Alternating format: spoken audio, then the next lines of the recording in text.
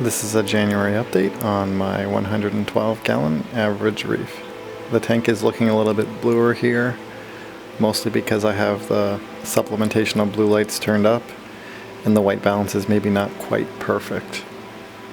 I generally do run my tank a lot whiter than most people, but there was a time where this kind of look was considered super blue. I am having one strange issue. This little tiny cabbage coral has seemingly melted away. I'm not really sure why. It's not exactly an indicator coral, nor is there anything wrong with the water quality. And as you can see, the big cabbage coral is doing fine.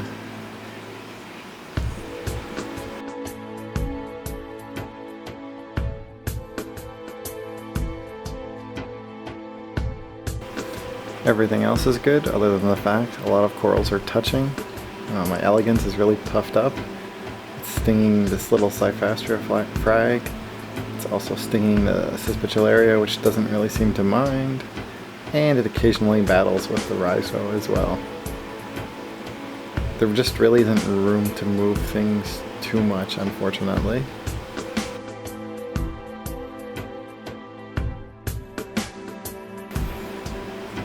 I did move this Microfrag over here. It was actually knocked by my one turbo snail. You can see I have more of the SciFi Hysteria here. Finally getting some good shots of this Chalice, which is finally starting to take off. Maybe in a couple more years it will actually cover the tile.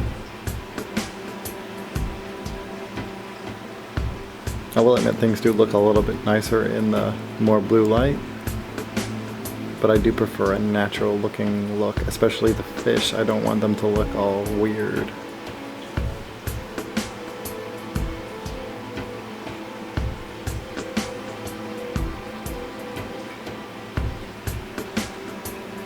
I still haven't found a spot for this Parietes piece. I'm probably going to have to frag it since it's growing around the back side of it. There just isn't room on the rock. For some reason this Toadstool is closed, but the other one is open. Ideally I like to take these videos when everything is open, but with a lot of soft corals sometimes they just don't cooperate. I did manage to find a spot for this little viafrag. It was in another spot where it got stung out pretty bad, but here it seems pretty safe. But as I zoom out you can see it's really noticeable in the aquascape.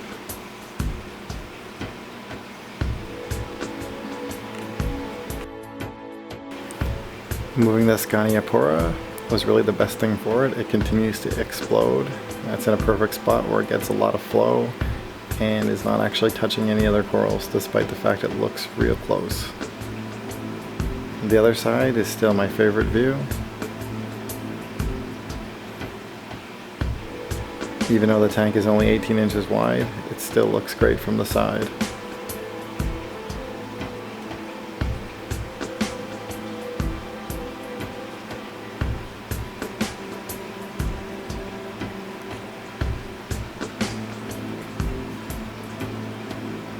My branching SciFi Hysteria looks like it's actually growing. It was popped off the rock work the last time I rearranged things, and for whatever reason that's encouraged it to grow.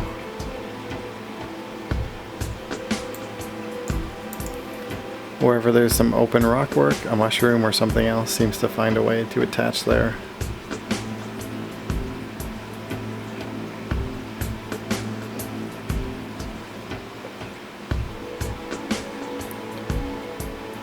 A nice shot of the yellow Scopus Tang. You can see the white balance really isn't that bad. This is about the color he actually is. Almost a yellow tang, but not quite. This damaged Chalice continues its recovery. It's kind of growing a little bit more neon green other than just the eyes. It'll be interesting to see where this goes. I am a little surprised my Patchouli hasn't grown more in this tank. It's mostly closed up and it is trying to extend. Maybe it's just getting stung too much, or perhaps the flow is too strong.